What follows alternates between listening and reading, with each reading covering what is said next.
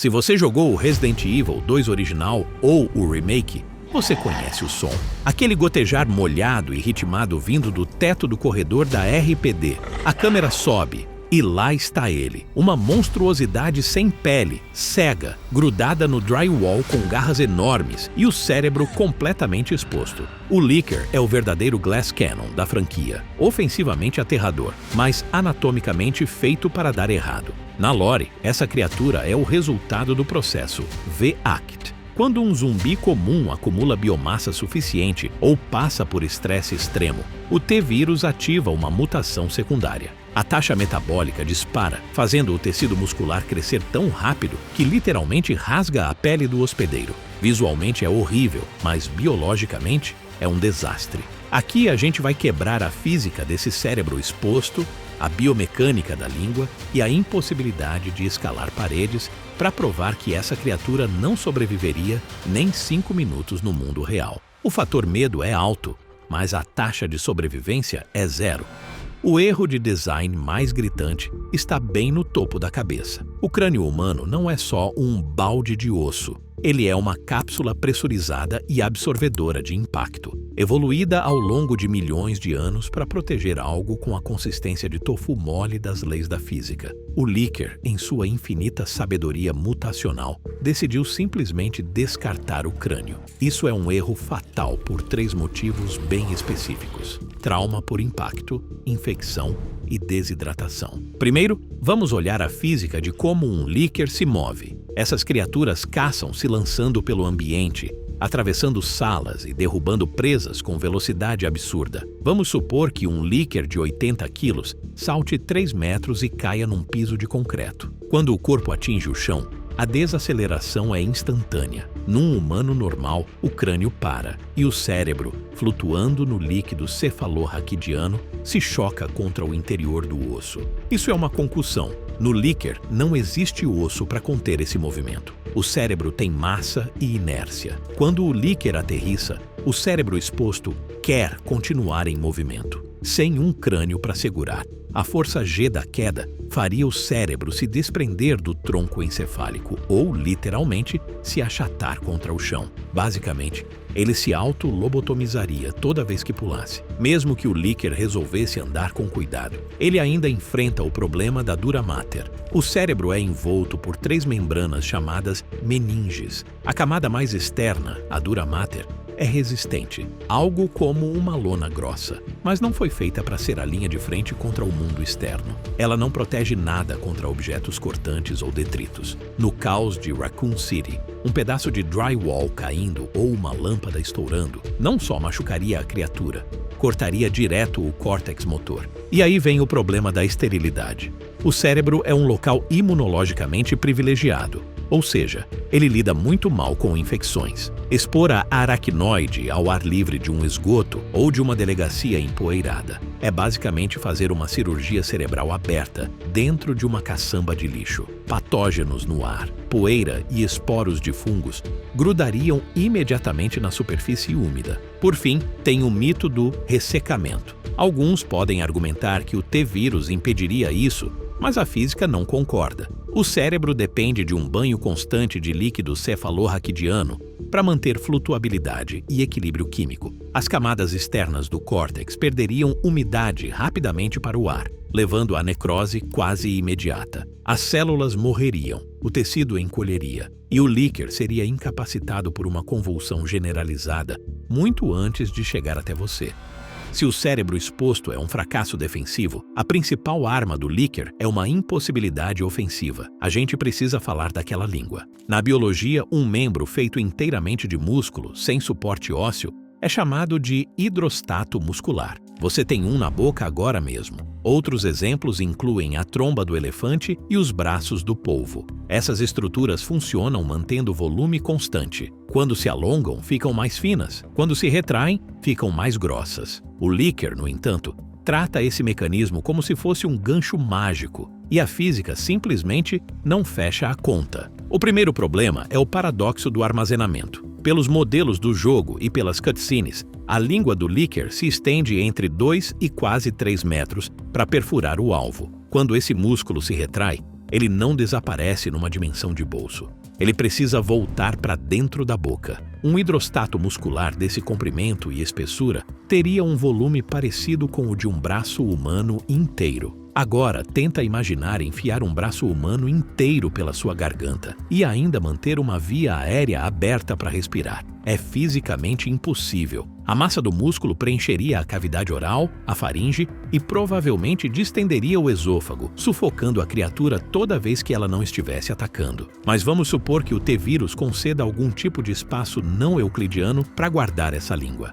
Ainda assim, temos que lidar com a terceira lei de Newton. Para toda ação, existe uma reação igual e oposta. Quando o líquer dispara a língua para atravessar o peito de um humano, ele está gerando uma quantidade enorme de energia cinética. Para um músculo rombudo atravessar um externo, algo que exige uma pressão absurda, a base da língua precisa de um ponto de ancoragem sólido. Num humano usando uma lança, esse ponto são os pés firmes no chão. No líquer, a âncora são os músculos do próprio pescoço. No exato momento em que a língua atinge o alvo, a força de reação é transferida direto para a coluna cervical. Para aguentar essa tensão sem a cabeça ser puxada para trás ou as vértebras se romperem, o pescoço do líquer teria que ser mais grosso que o tronco. E ainda tem a velocidade de retração. Nos jogos, o líquer erra o ataque e puxa a língua de volta instantaneamente, como um elástico.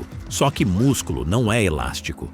É tecido pesado, com massa. Chicoteando um membro de quase 3 metros e dezenas de quilos de volta para a boca em frações de segundo gera um torque gigantesco. Só o efeito de chicote já seria suficiente para deslocar a mandíbula e causar danos cervicais severos. Na prática, o líquer quebraria o próprio pescoço na primeira tentativa de ataque, ficando paralisado no chão enquanto se engasga com a própria língua.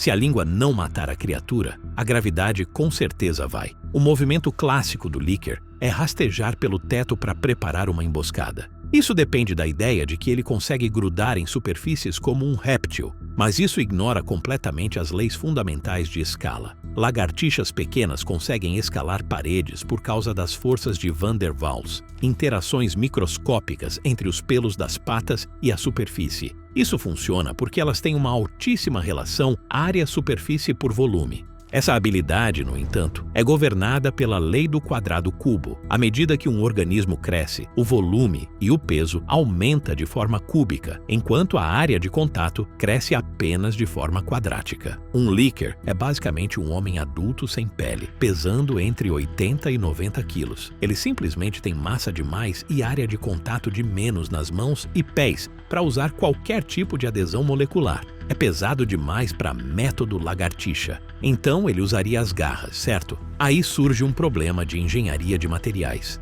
Se uma criatura de 90 quilos está pendurada de cabeça para baixo no teto, todo esse peso fica concentrado nas pontas das garras. Em um prédio moderno como o Departamento de Polícia de Raccoon City, os tetos provavelmente são feitos de forro, drywall ou gesso. Esses materiais têm resistência ao cisalhamento extremamente baixa. Mesmo que as garras do líquer fossem de diamante, o drywall não é. No momento em que a criatura colocasse todo o peso no teto, as garras não gripariam, fazendo o líquer e um pedaço do teto despencarem juntos. Por fim, temos o sistema de navegação da criatura, a ecolocalização. O líquer é cego e se orienta pelo som. No oceano aberto ou numa caverna, o sonar funciona muito bem, mas um corredor é um pesadelo acústico. É um ambiente poluído, cheio de superfícies macias que absorvem ondas sonoras em vez de refletir. Isso cria sombras acústicas. Um líquer, instalando sons num corredor, receberia um retorno confuso e impreciso do ambiente. E o pior é a sobrecarga sensorial. O líquer tem tecido cerebral exposto e canais auditivos ampliados, o que sugere hipersensibilidade. Num cenário de survival horror, o ambiente é definido por tiros. Um disparo de 9 milímetros em um corredor fechado gera cerca de 160 decibéis. Para uma criatura com audição hipersensível e sem proteção craniana para amortecer vibrações, um único tiro não seria só alto, seria fisicamente debilitante. Na vida real, você não precisaria nem de um Magnum para matar um líquer. Uma flashbang ou até um apito muito alto já seria suficiente para provocar uma convulsão por sobrecarga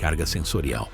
Por fim, Vamos olhar o combustível necessário para manter esse desastre biológico funcionando. O líquer é basicamente um motor biológico operando no limite até explodir. A ameaça mais imediata não são balas, é a termodinâmica. A sua pele funciona como um isolante vital, retendo o calor corporal e regulando a umidade. O líquer removeu isso completamente, deixando músculos crus, cheios de sangue, expostos diretamente ao ambiente. Ele é, literalmente, um radiador ambulante. Só pela perda de calor por evaporação, ele perderia a temperatura corporal numa taxa catastrófica. Para manter a homeostase, a temperatura central necessária para as enzimas funcionarem. Agora soma isso ao custo de manutenção daquela anatomia. Músculo esquelético é um tecido metabolicamente caro. Ele consome calorias só para existir. O líquer tem músculos hipertrofiados sob tensão constante. Junte isso com a regeneração celular acelerada, descrita na lore do VAQT.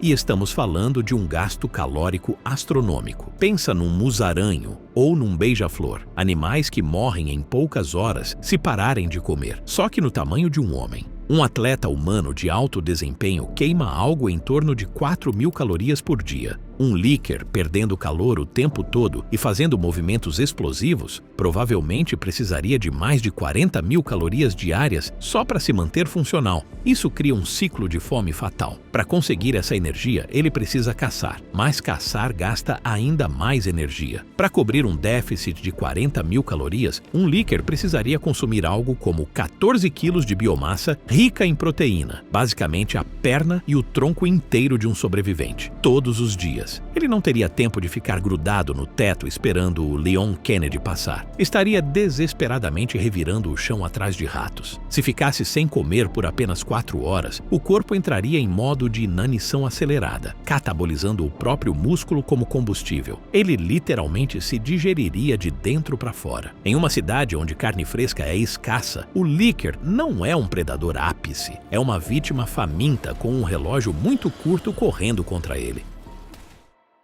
Então, qual é o diagnóstico final para o pesadelo de Raccoon City? O líquer é uma obra-prima do horror visual, mas um fracasso completo de engenharia biológica. O cérebro exposto é uma falha estrutural que se liquefaria no primeiro impacto com o chão. A língua é um paradoxo biomecânico que quebraria o próprio pescoço da criatura num único ataque. A capacidade de escalar paredes viola a lei do quadrado cubo, e o metabolismo hiperagressivo garante que ela morreria de exposição ou fome muito antes de conseguir matar você. A matemática simplesmente não sustenta o monstro. Ele é aterrorizante em um videogame, mas na vida real, a gravidade nunca perde, e a física é o verdadeiro survival horror. Se você quiser ver a gente aplicar esse mesmo teste de estresse biológico no Nemesis ou no Tyrant, conta pra gente nos comentários. E não esquece de curtir e se inscrever para mais análises científicas.